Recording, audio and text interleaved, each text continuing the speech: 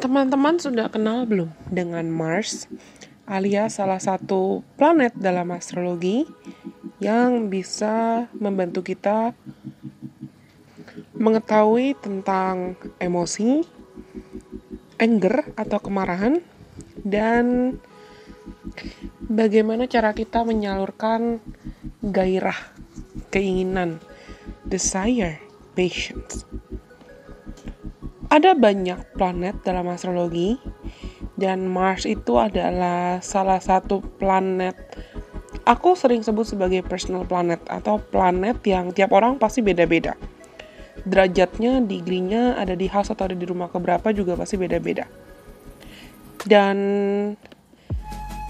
itu maknanya beda-beda semua. Misal kamu punya Mars di first house atau kamu punya Mars di seventh house, di 12th house, dan lain sebagainya, itu beda-beda. Dan kali ini kita akan mulai belajar tentang Mars.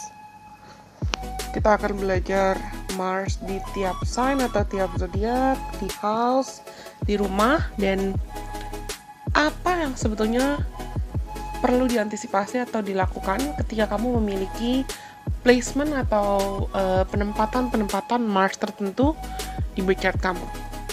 Misal, kamu punya Mars di Scorpio di 7th house. Itu artinya apa? Maknanya apa? Dan di sini aku berasumsi teman-teman juga sudah tahu placement Mars kamu apa, ada di rumah keberapa, sign-nya apa, dan derajatnya berapa. Oke? Dengerin aja, stay tune, dan tonton terus, dengarkan terus episode-episode lain dari series Mars ini, atau episode-episode lain dari konten-konten astrologi yang mungkin bisa aku bagikan. Dan aku berharap apapun yang bisa aku salurkan atau aku bagikan ke teman-teman bisa menjadi berkat dalam cara apapun buat kalian dan bermanfaat buat kalian. Tapi aku tetap perlu ingatkan kalau ini pasti tetap akan jadi general messages atau pesan dan informasi general. Kenapa? Karena sama seperti aku bilang tadi, walaupun kamu dan teman kamu misalnya sama-sama punya Mars di Aries, tapi kalau house atau rumahnya beda dan derajatnya beda, serta dampaknya ke planet-planet lain di birth chart seseorang beda, itu pasti hasilnya juga akan beda-beda. Nggak bisa langsung dipukul rata, pasti kamu sama persis kepribadiannya plek ketiplek sama seperti orang itu.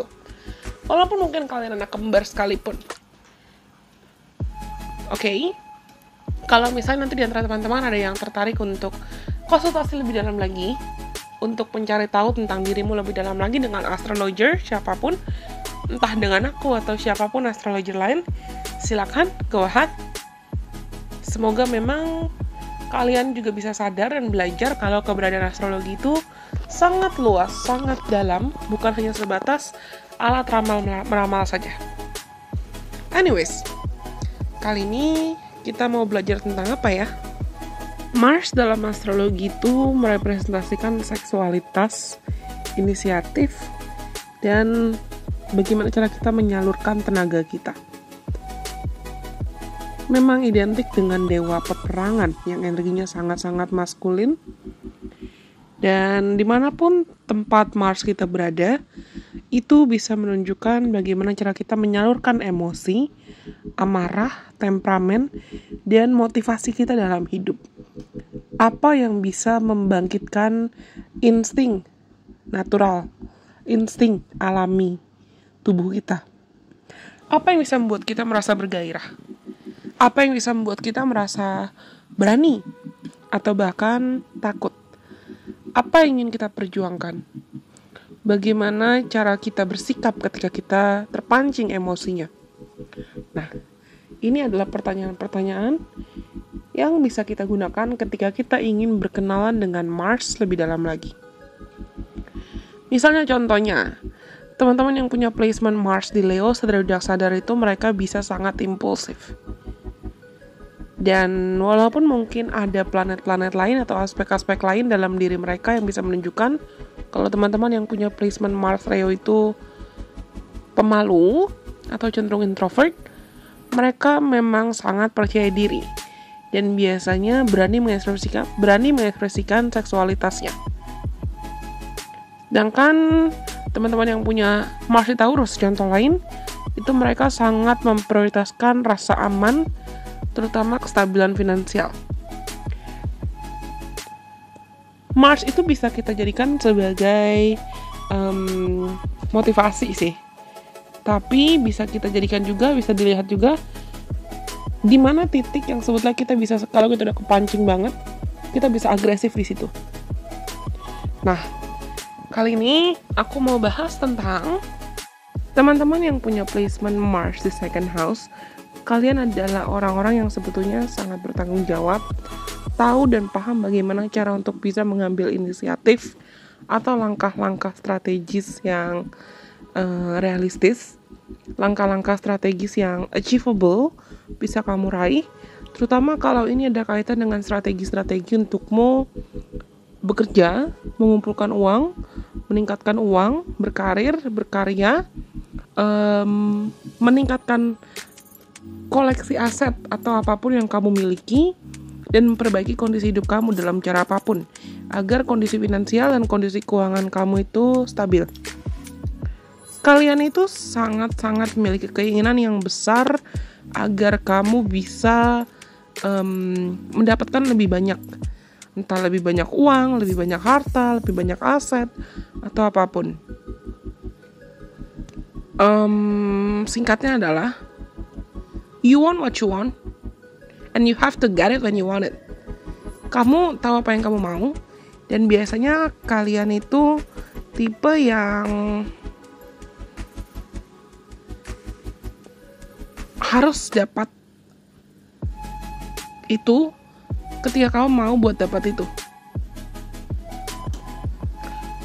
Dan kalian itu bisa juga punya keinginan untuk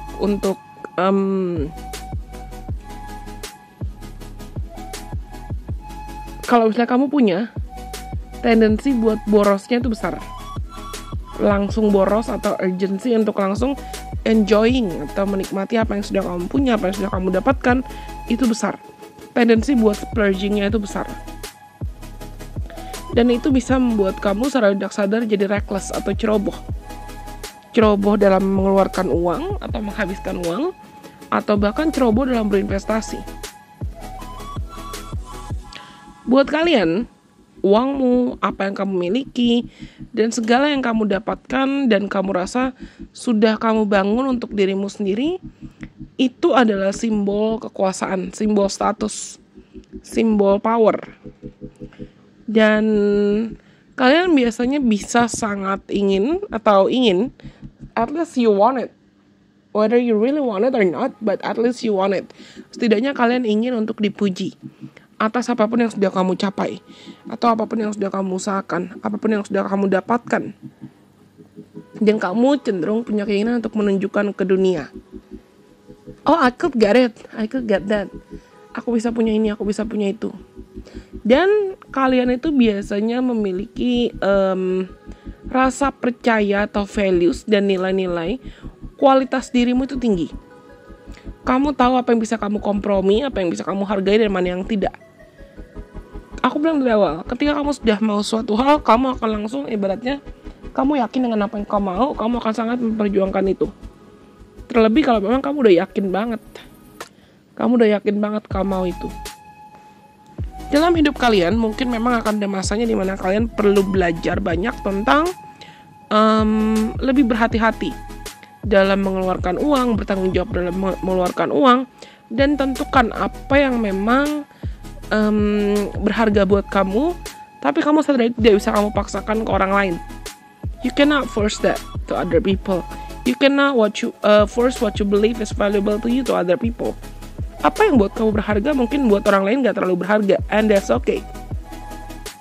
Pastikan kamu tidak buat keputusan-keputusan impulsif, terutama terkait keuangan, atau terkait karir, atau terkait investasi, dan belajarlah untuk bisa mungkin menabung. Di sini aku tidak maksud untuk menggurui kalian ya, tapi memang biasanya lessons atau pelajaran yang perlu dihadapi oleh teman-teman yang punya placement Mars second house itu erat kaitan dengan safety, income, investment. Jangan sampai malah jadi besar pasak daripada tiang. kalian biasanya punya bakat-bakat untuk menjadi entrepreneur atau tertarik buka bisnis atau tertarik buka usahamu sendiri dalam cara apapun. Karena kalian memang sangat kompetitif. Well, aku rasa ini semua yang bisa aku sampaikan buat teman-teman. Kalau kalian rasa pesannya resonate, jangan lupa untuk like, komen, kasih tau aku. Dan kalau misalnya kamu tahu, kamu punya kenalan yang punya placement Mars Second House juga, silakan bagikan video ini atau kirimkan video ini ke siapapun kenalan kamu yang kamu rasa mungkin perlu mendengarkan video ini atau video lain dari Relation Priestess. Follow aku juga dong di Instagram, di TikTok, dan di Twitter, supaya kita juga bisa seru-seruan bareng di platform lain. Stay tune, tunggu episode-episode lainnya dari series Mars kali ini. Dan semoga apa yang aku bagikan itu bisa bermanfaat buat kalian. Jangan kemana-mana, karena pasti aku akan segera kembali lagi dengan konten lainnya. Tapi sampai nanti, kita ketemu lagi dalam kesempatan ya. Bye-bye. I'll see you guys when I see you. God bless. I love you guys so much.